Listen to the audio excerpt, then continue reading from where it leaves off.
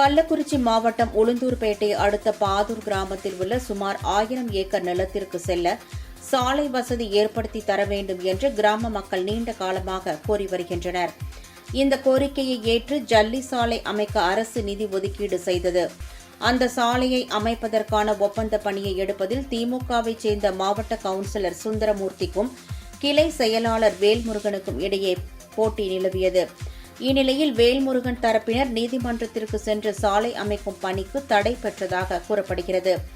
இந்நிலையில் நிலத்தில் நெல் அறுவடை செய்யவும் அவற்றை எடுத்து வரவும் சாலை வசதி இல்லாததால் கிராம மக்கள் தாங்களாகவே முன்வந்து ஜல்லி சாலை அமைக்க முடிவு பணிகளை தொடங்கினர். இதுகுறித்து வேல்முருகன் தரப்பினர் அதிகாரிகளிடம் புகார் தெரிவித்ததை அடுத்து அந்த பணிகளை அதிகாரிகள் தடுத்து நிறுத்தினர்.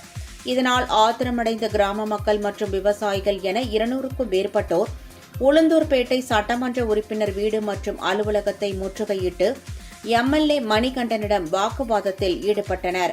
பின்னர் திடீரென உளுந்தூர்பேட்டை சென்னை சாலையில் அமர்ந்து மறியல் போராட்டத்தில் ஈடுபட்டனர். இதனால் போக்குவரத்து பாதிக்கப்பட்டது.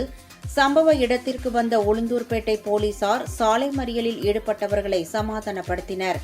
இதனால் அங்கு பரபரப்பு ஏற்பட்டது.